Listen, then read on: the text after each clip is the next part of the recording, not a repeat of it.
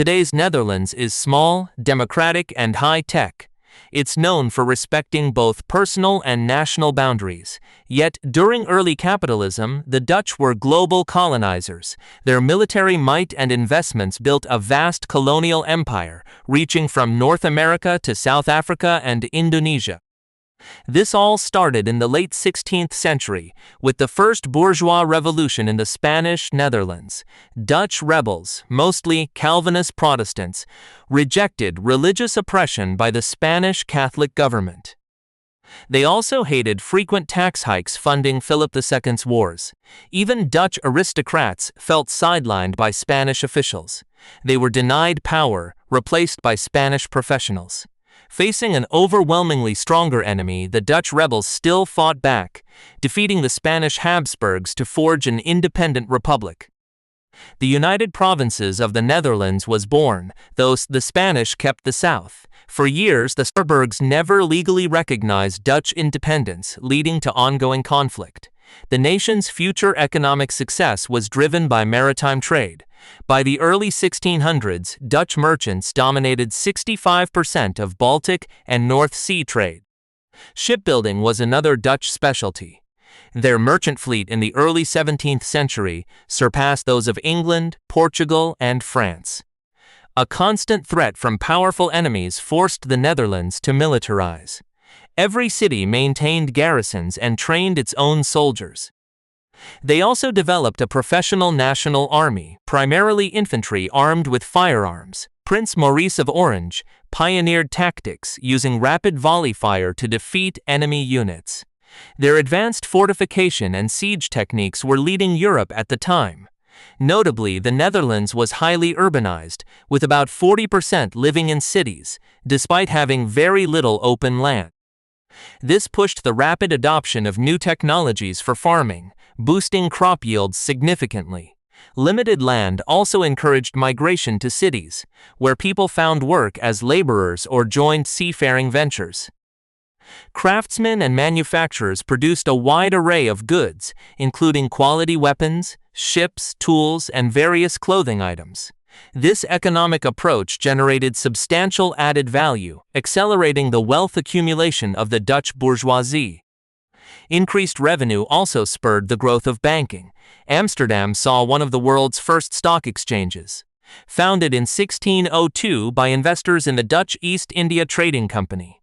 The war with Spain severely restricted Dutch access to direct spice imports. Spices were largely smuggled, making them more expensive and scarce in the Netherlands. Dutch exploration and colonization began in earnest in 1594 with the establishment of the Compagnie van Weer in Amsterdam. 2 expeditions to the Moluccas were led by Dutch sailors experienced in Portuguese ships. Despite high crew mortality and ship losses, the spice trade yielded a 400% profit. This success attracted competitors, but the state helped merge these ventures into the Netherlands East India Company. This company became a pioneering joint stock enterprise and the driving force of Dutch colonialism. Its initial capital was around 6 million guilders, vastly exceeding the English East India Company's assets. The company had the authority to raise its own military and naval forces, establish diplomatic ties, and possessed certain legal immunities abroad. The Dutch primary rivals were the Portuguese. Their naval and trade power had weakened after the Iberian Union. Dutch East India Company fleets systematically targeted Portuguese shipping, pushing rivals out of key spice, tea, and raw material markets. The Dutch East India Company first built forts in modern-day Indonesia, and from 1609 began a systematic conquest of Portuguese or local Sultan territories. Jean-Pierre Cohen was particularly ruthless during the island of Java's conquest, leading to brutal killings of resisting locals. Afterward, the Dutch seized vast areas of Sumatra and Borneo, conquered Malacca, the Moluccas, and expelled the Portuguese from the region. At Jan Cohen's behest, the Republic of Formosa, modern Taiwan, was also captured, ultimately driving the Spanish out. Spice plantations were established in these territories, forcing local populations and enslaved people to work. The Dutch East India Company also developed extensive trade with China and Japan, supplying European markets with tea and silk. The Dutch were also actively colonizing the New World. In the early 1600s, Dutch explorers like Henry Hudson charted the coast of the modern northeastern U.S. They claimed the area as New Netherland for the United Provinces. In 1621, the Dutch West India Company was established to explore, trade, and secure new territories. Its agents were instrumental in building trading posts across North America, the Caribbean, South America, and West Africa. A Dutch trading fort was built on Manhattan Island in 1625, which later developed into the town of New Amsterdam. By the mid-17th century, New Netherland's European population numbered under 9,000. Colonists engaged in fur trading, commerce with Native Americans, and grew wheat and tobacco. However, the colony wasn't highly profitable. Meanwhile, the Dutch West India Company was aggressively colonizing Caribbean islands. Most of these lands were taken from Spain, but their combined size was small, and further attempts to displace Spanish presence in the Caribbean failed. The Netherlands also made a significant push into South America. Initially, they seized territory in northeastern Guyana, and by 1630 they had defeated the Portuguese and conquered much of Portuguese Brazil. In their South American colonies, the Dutch cultivated sugarcane and tobacco, harvested valuable timber, and mined gold. Their economic operations heavily relied on enslaved labor. The acquisition of large, resource-rich Brazilian territories seemed very promising. However, Dutch attempts to convert Portuguese settlers and native peoples to Protestantism triggered a rebellion, supported by Portugal. Amidst the First Anglo-Dutch War, Dutch authorities couldn't provide adequate support, leading to the complete defeat and surrender of Dutch colonists in 1654. A key objective for the Netherlands East India Company was establishing trading posts in India. From 1630 onward, they overcame the Portuguese forces, seizing control over a significant portion of Portuguese Brazil. Within the South American territories, the Dutch cultivated both sugarcane and tobacco. Additionally, they extracted valuable timber and actively mined for gold. Their business operations heavily relied on the extensive employment of enslaved laborers. The acquisition of vast Brazilian territories, rich with valuable resources, appeared quite advantageous.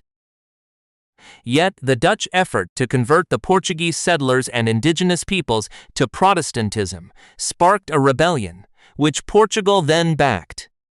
Due to the ongoing First Anglo-Dutch War, the Dutch administration could not provide the required support, leading to the complete defeat and surrender of the Dutch settlers in the year 1654.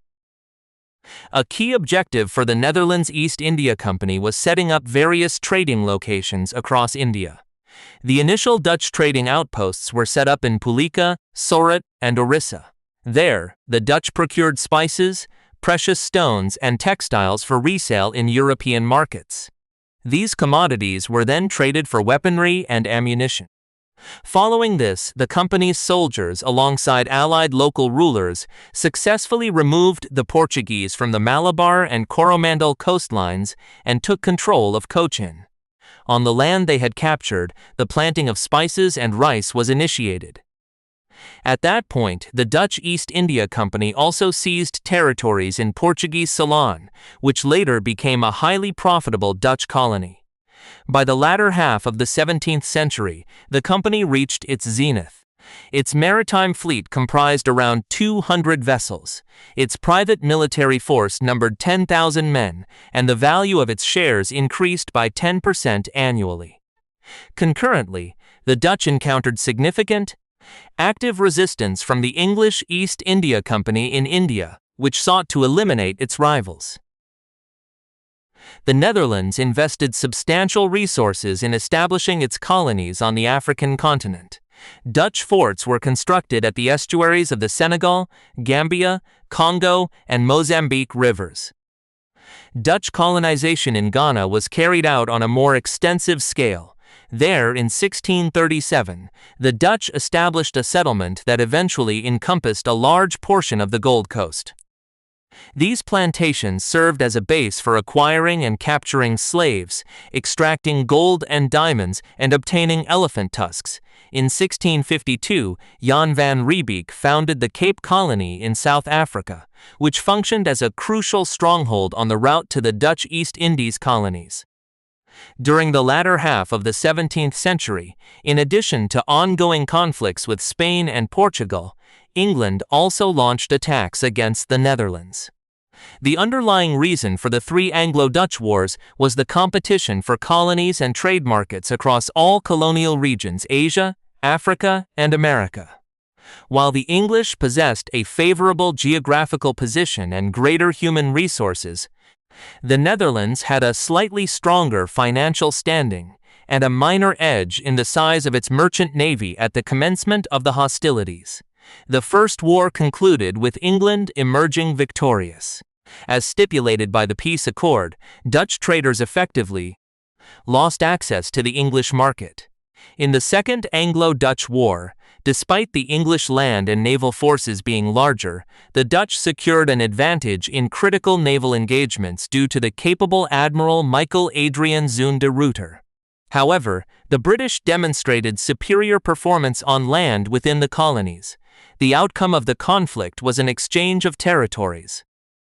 England acquired the recently captured New Netherlands. New Amsterdam was then renamed New York. In return, the Netherlands gained control of the lands of Suriname.